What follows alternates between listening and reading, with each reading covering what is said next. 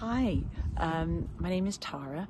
I'm a paddleboard, we call it SUP Yoga coach, teacher, and a SUP coach. So a coach is just higher than a instructor. Means you have more experience, more training. And this last year, I've been a yoga teacher for 21 years. And over the last 5 years, 6 years, maybe it's even longer now, I've been teaching yoga on paddleboards. And the insurances, whether you're with Yoga Professional Alliance, hopefully you would be probably, or you're another one, is that for you to be able to teach yoga on a board, there are certain criteria you have to meet. And if anything happened, if you hadn't taken a specialized training or a further training, as sometimes it's called, then that would not stand up. That would not be a good thing. Let's put it that way. You need to have whatever you're teaching, that your coach, your skills, your training is up to par. So anyway, I have a fantastic 3-day training. I've took 8. There were women yoga teachers through it last year. They were all from different counties, from Scotland down to Devon and Cornwall. Everyone from a different county actually. And I'm here in Berkshire. The Thames is a little tributary. The river actually at the moment is running on fast. This is April when I've recorded this, 1st of April, and it's not suitable to go out, and otherwise, the river's too high. So I'm doing it on land, and I have lots of questions that come in from people wanting to do the SUP Yoga teacher training. 2 a year. The next one will be June, and the next one probably after that in October. So I've got some questions. So the main thing is people say, what's the difference between yoga on land and yoga on the board? Number one, it's much more, there's more senses when you're outside in nature. Any of those who teach yoga outside in nature, you have the elements, the other elements. You've got the wind, you've got the breeze, you've got the sun, you've got the water underneath you. You feel a lot more subtleness. A mat is flat and doesn't move. You might move and wobble, but the mat doesn't. The board will pick up your every single motion. Even your breathing is felt in the water. So it's a much more central experience.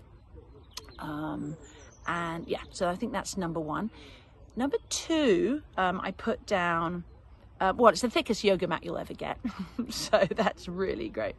And it promotes a greater, already just the moment you get on your board, the magic starts happening. Now, some people will be teaching yoga on boards right from the river's edge or right from a lake's edge. Because I'm an instructor, and if there's any other, we really recommend if you really love going out on the river trips, you always have to take an instructor or a coach with you. You can't just meander on down and take a SUP yoga, not if you've been paid. If it's your friends taking out, no problem. But as soon as it's a paid event, then you're under those criteria that you must meet. But you can go, I don't know exactly when I go out on a Thursday night, I don't know exactly where I'm going to go for the yoga. I'm looking at, where the sun is at, which obviously it changes with every month. When sunset, how hot it is, how warm it is, how much do I need to be shaded, how much do I need to be outside because it's a little bit cooler. So it gives you that variety. So you are looking at those elements. So it's every SUP yoga class is very, very different because always the conditions are different, the seasons are different. You don't get that in a class. You notice when you don't need to turn the lights on, but you really, really notice absolutely everything when you're outside. I think people have learned to trust and relax much quicker. It highlights people's fears. They can be very secure on land, and then they get on a board, and if there's any nervousness, any underlying fears, lack of confidence, not as sporty as others, that is brought up. So it makes it perfect for that cathartic, for a healing to occur, because that fear isn't just on water, it'll be in other elements of their life. So I think it's very healing that way. We've all heard of blue therapy, just being outside. Even if I did yoga right here by the water and not on the river, it would still have a very, we call it blue therapy, and just listening to waterfalls, being at a waterfall. If you're in the middle of the city and you can't get to water, just having a bath or a shower, water is healing. So you've always got that element. What else have I got? Oh, the feedback. When you take your leg too far over, your board starts tipping. Your mat doesn't start tipping, but your board. So especially for those really flexy people who tend to take their leg right the way out to the side, you have to bring it back. And that's really good because you're picking up strength from the movement, just not openness. So the training, how much of the training is on the water? Probably most of it, apart from that Friday morning.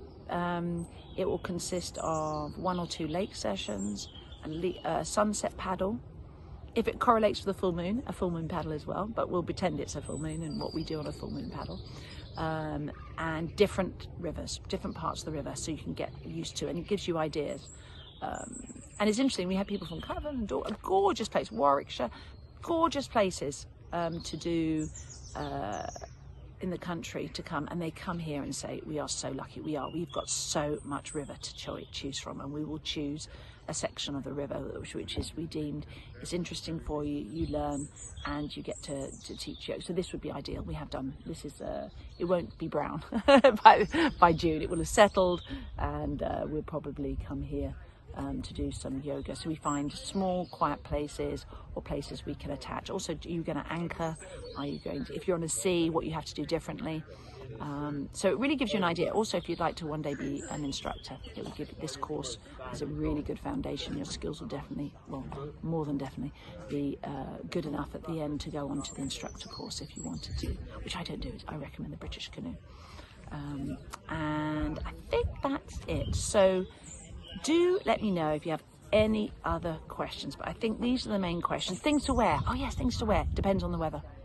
You don't need to buy anything, just your sports gear is fine. And then if it's cool on the day of the training, if it's rainy on the day of the training, boots, I have everything. I have really so much equipment. So your boards are included, but there's a discount if you don't bring your board.